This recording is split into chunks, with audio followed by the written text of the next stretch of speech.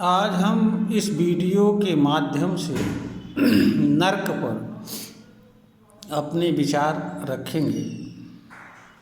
जितनी भी ईश्वरवादी धार्मिक विचारधाराएं हैं, सभी में स्वर्ग और नर्क जैसी चीज़ का वर्णन मिलता है।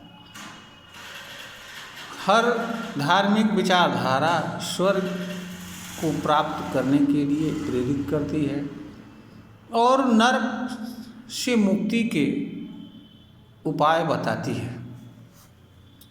यह उपाय कितना कारगर है, कितने लोग नर्क से मुक्त होते हैं और कितने लोग स्वर्ग में जाते हैं, इसका कोई लेखा जोखा किसी के पास नहीं है। यह केवल किताबों तक है।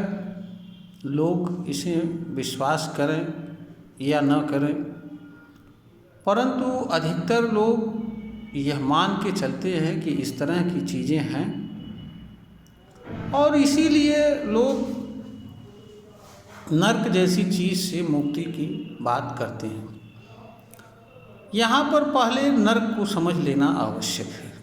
नर्क का अर्थ ऐसी जगह से होता है जहाँ पर मनुष्य को पीड़ा एवं तकलीफ होती है। इसीलिए अधिकतर जो भी ईश्वरवादी धार्मिक मान्यताएं हैं, वह धरती को नर्क कहती हैं। कुछ ईश्वरवादी विचारधाराएं मनुष्य के शरीर को ही नरक कहती हैं, कुछ तो शरीर को दुखों का घर कहती हैं। इसका कारण यह है कि मनुष्य को जो भी दुख पहुंचता है, पीड़ा पहुंचती है, वह शरीर के माध्यम से पहुंचती है और शरीर तब आता है जब इस धरती पर मनुष्य जन्म लेता है और जब तक जीवित रहता है तब तक शरीर रहती है और शरीर से संबंध रखने वाली पीड़ा एवं दुख रहती है।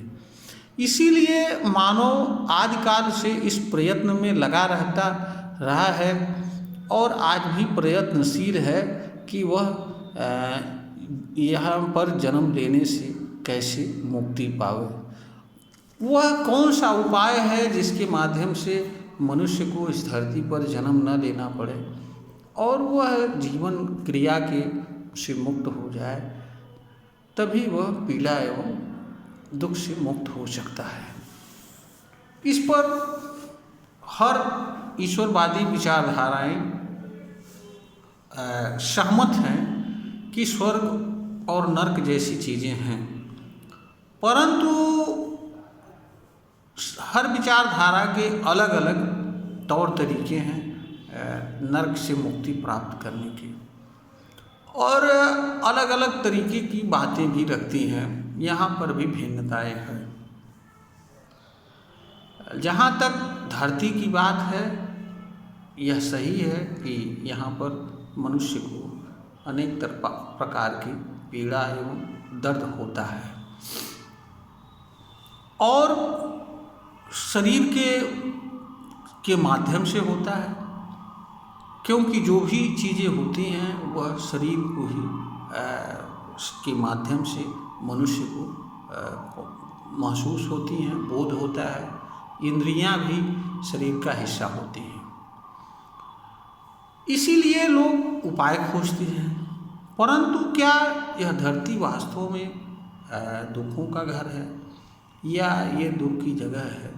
अगर ईमानदारी से विश्लेषण किया जाए तो यह धरती जरूर जीवधारियों के जन्म लेने एवं जीवन जीने का स्थान है, परंतु इसे हम दुखों का घर या दुख की जगह या नर्क नहीं कह सकते हैं, क्योंकि जो भी दुख खास तौर से यह मानव के संदर्भ में यह बात कही जाती है, क्योंकि पीड़ा, दुख, सुख आदि चीज़ों का संबंध सिर्फ और सिर्फ मनुष्य से है। अन्य किसी से कोई लेना देना नहीं है।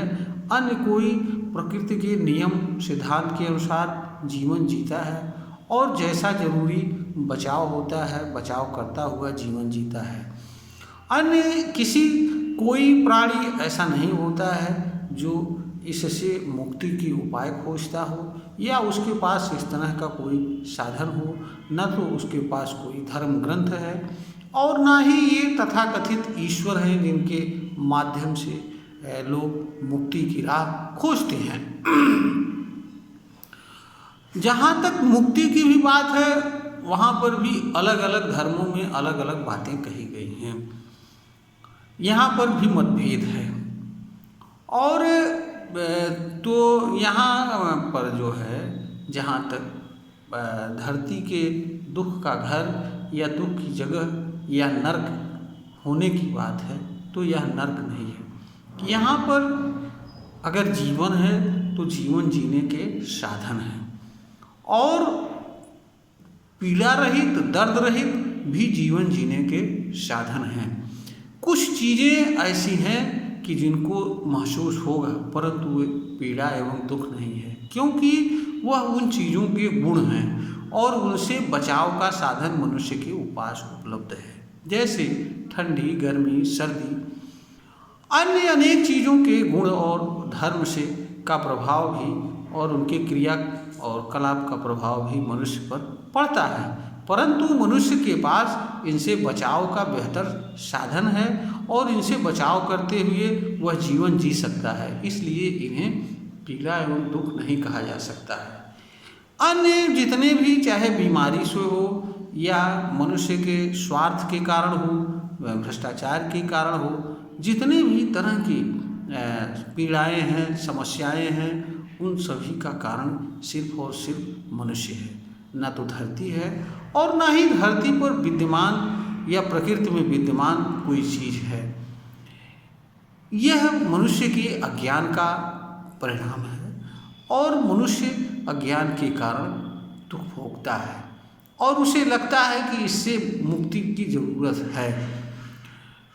मनुष्य को जितने भी रोग से जुड़े पीड़ाएं हैं, दुख हैं, उनमें 98% का जिम्मेदार स्वयं और स्वयं मनुष्य का विचार, कर्म, व्यवहार, जीवन शैली एवं उसके द्वारा उपभोग और उपयोग की जाने वाली चीज़ें हैं, भोजन है, आदि सभी चीज़ें ऐसी हैं कि जिनका मनुष्य सम्यक रूप से उपयोग न करने के कारण अनेक प्रकार के रोगों का शिकार होता है और इनसे जुड़े अनेक तरह के दुखों का भागी बनता है।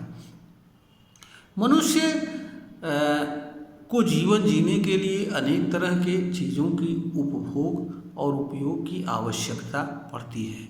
इस कड़ी में मनुष्य को अनेक चीज़ों का उपभोग करना पड़ता है और उपयोग करना पड़ता है। यह मनुष्य के लिए आवश्यक है जीवन जीने के लिए, क्योंकि जीवन मिला है जीने के लिए। जीवन भागने की चीज़ नहीं है। जब तक जीवन है तब तक मनुष्य का कर्तव्य है कि वह इसकी रक्षा करते हुए इस धरती पर जीवन यापन करे। इसी में मनुष्य, मानव समाज तथा मनुष्य से भिन्न अन्य जितने भी जीवन धारण करने वाली चीज़ें हैं, सभी का इसी में कल्याण है, क्योंकि इस धरती पर एक प्राणी का जीवन दूसरे प्राणी के जीवन पर निर्भर है। वनस्पतियों का जीवन जंतुओं पर, जंतुओं का जीवन वनस्पतियों पर। यहाँ सह अस्तित्व है, एक का साथ साथ जीने के साधन हैं, अवसर हैं और जीना चाहिए। तो मनुष्य के अंदर यह विचार आना कि धरती दुखों का घर है, ये नर्क है, यह एक मिथ्या अवधारणा है। इससे इसी विचार के कारण ही मनुष्य को अनेक प्रकार की पीड़ाएं होती हैं, क्योंकि विचार वह चीज़ होती है जिसे वह स्वीकार करते ही उसका अस्तित्व उससे जुड़ जाता है और वह उस रूप में अपना प्रभाव छोड़ता है। दुख को स्वीकार करना ही दुख है, दुख का कारण बनता है। नरक जैसी चीज़ को स्वीकार करने मात्र से ही नरक जैसी चीज़ का आभास, एहसास मनुष्य को होता है। वास्तव में अगर देखा जाए तो नरक जैसी चीज़ कोई होती नहीं है, क्योंकि जीवन है तो जीवन जीने के साधन हैं और जीवन जीने के जहाँ तक मनुष्य की बात है, मनुष्य के पास सुखद शांतिपूर्ण जीवन जीने के साधन हैं। और मनुष्य द्वारा किया जाने वाला कर्म एक ऐसा साधन है जिसके माध्यम से मनुष्य जीवन भर सुखद शांतिपूर्ण जीवन जी सकता है। यह अलग बात है कि मनुष्य अपने कर्म रूपी साधन का उपयोग इस कार्य में नहीं कर पाता है और वह स्वयं के कर्म से, स्वयं के विचार से दुखी रहता है और लगता उसे है कि इसका कारण कोई दूसरी चीज़ है। वास्तव में कोई दूसरी चीज़ नहीं है। मनुष्य द्वारा जो विचार धारण किया जाता है, जो भाव धारण किया जाता है और जो कर्म किया जाता है और जो व्यवहार किया जाता है, वही उसके लिए दुख का कारण होती है। क्योंकि दुख का अपना कोई स्वतंत्र अस्तित्व नहीं होता है। दुख मनुष्य से भिन्न चीज़ों या मनुष्य के अस्तित्व के साथ जुड़ी चीज़ों के माध्यम से बोध होता है और दुख स्वीकारोक्ति मात्र से ही दुख का जन्म हो जाता है। पीड़ा एवं दर्द को दुख कहना एक प्रकार का अज्ञान है। इसलिए नरक जैसी चीज़ की अपने अंदर विचारधारा रखना, उसके संबंध में मुक्ति का उपाय खोजना और मुक्ति के लिए कर्म करना, यह सब मनुष्य के लिए सिर्फ एक मानसिक बीमारी है, मानसिक स्टंट है और अनावश्यक रूप से इस निमित्त किए जाने वाले कर्म भी एक तरीके से मनुष्य के लिए बेमतलब होते हैं। मनुष्य को निष्पक्ष भाव से जो भी जितनी भी चीज़ों की ज़रूरत हो उतनी चीज़ों का उपयोग करना चाहिए।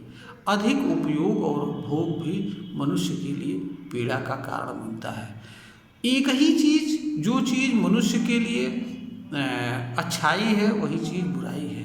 पानी मनुष्य के जीवन जीने का एक साधन होता है, अमृत होता है, लेकिन अधिक पानी पी लेना मनुष्य के लिए हानिकारक होता है।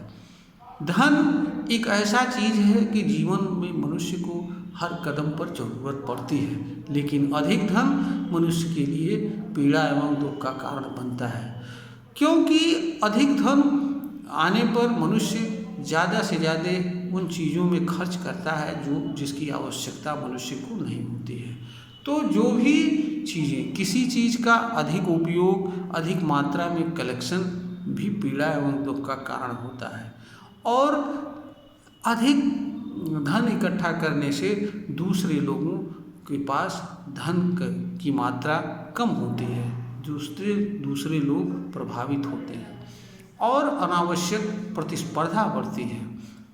इसलिए जो धन मनुष्य को प्रतीत होता है कि वह उसके लिए सुख का साधन है, वास्तव में वह दुख का कारण बन जाता है। आज बहुत सारे लोग बहुत सारा पैसा रहते हुए भी दुखी हैं, क्योंकि उन्होंने अनेक गलत तरीके से धन का अर्जन किया और स्थिति यह आती है कि ऐसा करते करते वह धन का उपयोग करने लायक भी नहीं रह जाते हैं, फिर धन उनके लिए मूल्यहीन हो जाता है। तो इसलिए ईमानदारी से मनुष्य को हर चीज़ पर विचार करना चाहिए और एक उपभोक्ता के रूप में मनुष्य को उतनी ही चीज़ों का उपयोग करना चाहिए जितना नितांत रूप से आवश्यक हो, और मनुष्य को जीवन जीने से जुड़ी चीज़ों को उतना ही रखना चाहिए जितना मनुष्य के लिए आवश्यक हो। आवश्यकता से अधिक संग्रह भी दुख का कारण बनता है। तो मनुष्य के लिए यह विचार करना कि यह धरती दुखों का घर है, नरक है, यह एक प्रकार की मिथ्या अवधारणा है और इस मिथ्या अवधारणा में पड़ा हुआ मनुष्य जीवन भर दुखी ही रहता है। और मनुष्य के लिए इस दिशा में कार्य करना कि हम अगले जीवन को सुधार लेंगे, वह भी एक प्रकार की मिथ्या अवधारणा है। अगला जन्म कब लेगा, क्यों लेगा और किस उस रूप में मिलेगा, यह जानी जाने वाली चीज़ नहीं हो सकती है। तो जिस चीज़ के बारे में जानकारी ना हो उस चीज़ के बारे में प्रयत्न करना, कर्म करना एक प्रकार का बकवास है। और अगर आप धार्मिक मान्यताओं को माने, खासतौर से हिंदू धर्म की, तो जैसा वो कहता है कि इस जन्म का कर्म अगले जन्म में भी फलदायी होता है। तो जब आप अच्छा कर्म करके इस जीवन में अच्छा सा जीवन यापन करें, फिर आपको अगले जन्म में तो लाभ उसका मिलेगा ही, फिर चिंता की किस बात की है। क्योंकि अगर हमारा वर्तमान अच्छा रहेगा तो आज का वर्तमान कल भविष्य बनेगा। तो हम भविष्य की या दूसरे जीवन की चिंता करें कि यह तो बिगड़ गया, अगले जीवन को बनाना है, उसके निमित्त कम करना है, यह भी एक मूर्खतापूर्ण कार्य है।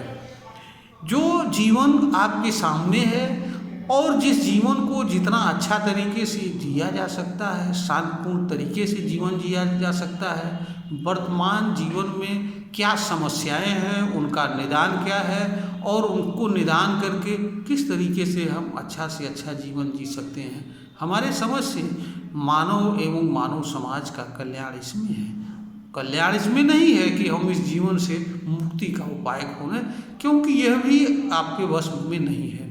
क्योंकि जन्म लेना, मृत्यु को प्राप्त करना, फिर अगले जन्म में होगा कि नहीं होगा, यह चीज़ें मनुष्य की शक्ति से परे चीज़ें हैं। तो जो चीज़ मनुष्य की शक्ति में नहीं है, जो चीज़ें मनुष्य के क्षमता में नहीं है, जिन पर मनुष्य का नियंत्रण नहीं है, ऐसी फालतू एवं बकवास चीज़ों पर मनुष्य द्वारा अपना समय खर्च किया जाना एक प्रकार का निरर्थक कार्य है। इससे पीड़ा एवं दुख के अलावा मनुष्य को कुछ नहीं मिलता है।